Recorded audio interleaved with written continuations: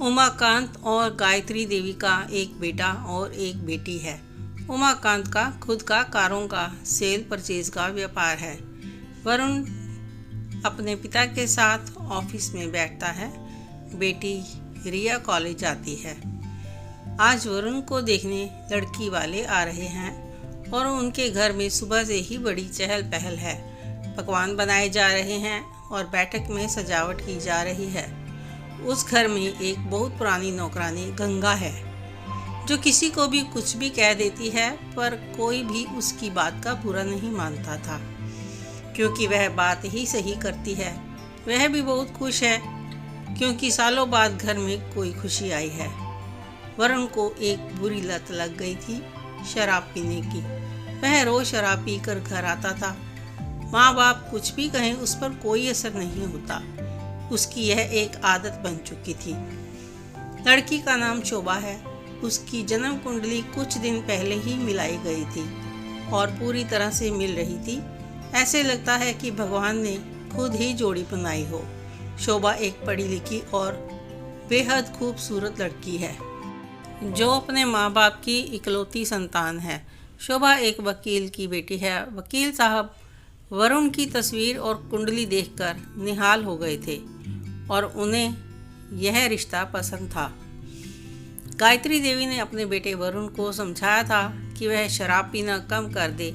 वह उसके लिए लड़की देख रहे हैं। अब शादी की उम्र है और यह शराब उसकी ज़िंदगी को बर्बाद कर देगी। कोई अपनी बेटी भी नहीं देगा।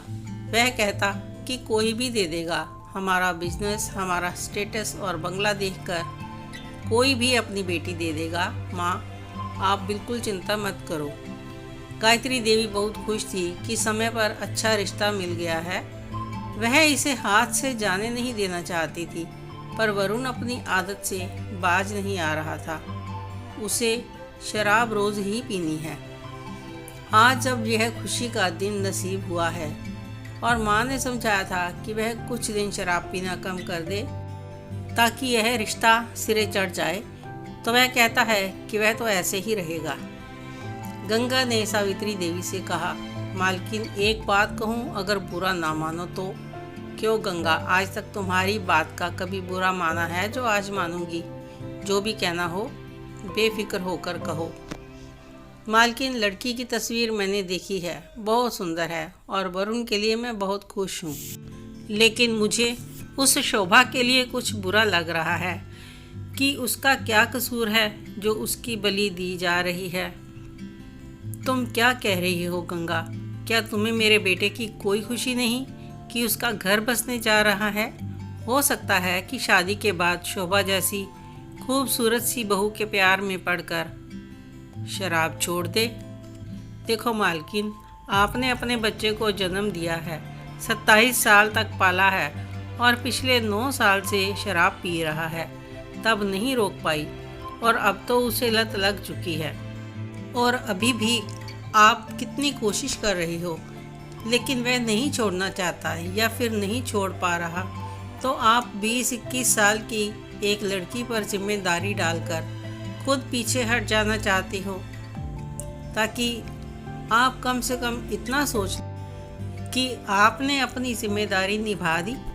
एक बेटे को पाल पोस कर, एक बिजनेसमैन बनाकर, एक खूबसूरत पढ़ी लिखी लड़की जिसकी उम्र अभी खेलने खाने वाली है, उस पर सारी जिम्मेदारी थोपकर क्या आप चैन से सो पाएंगी? क्या वह लड़की इस जिम्मेदारी को निभाने के लिए राजी है?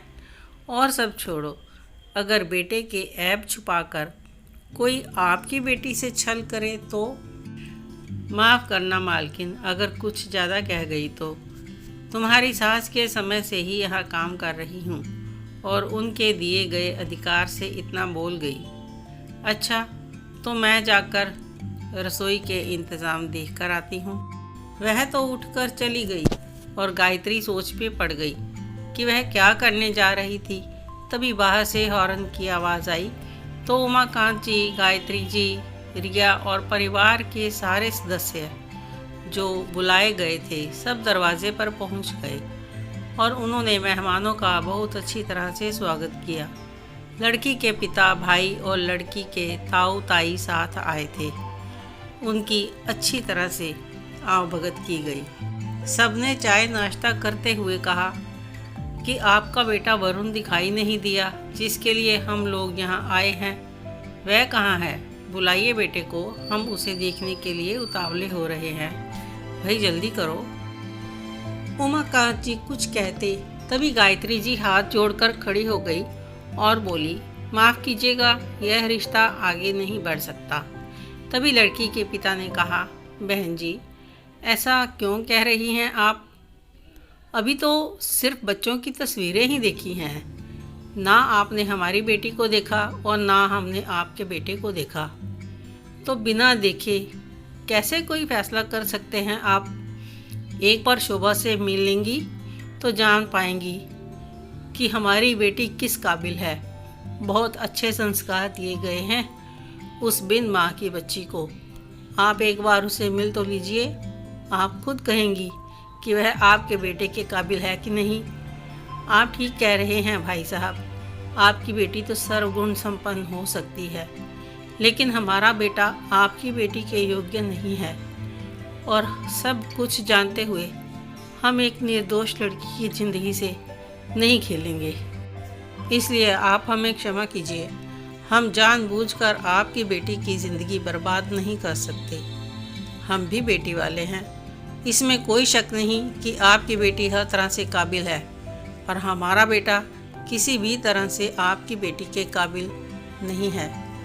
आपको यहाँ आने के लिए तकलीफ़ दी, इसके लिए हम आपसे बहुत शर्मिंदा हैं। हो सके तो हमें माफ़ कर दीजिएगा। अब वे एक दूसरे को देखने लगे थे। फिर गायत्री देवी को धन्यवाद देते हुए वहाँ से चले गए। घर वालों के पूछने पर कहा कि पहले अपने बेटे को सुधारो, उसके ऐब छिपाकर मैं उसकी शादी नहीं कर सकती, और चुपचाप भीतर चली गई। क्या गायत्री देवी ने सही किया? क्या उसे ऐसा करना चाहिए था? आप सबकी इस बारे में क्या राय है? कमेंट करके ज़रूर बताएं। यदि अभी तक सब्सक्राइब नहीं किया है तो प्लीज़ सब्सक्राइब, लाइक ज़रूर करें। कहानी को पूरा पढ़ने के लिए आप सबका बहुत बहुत धन्यवाद।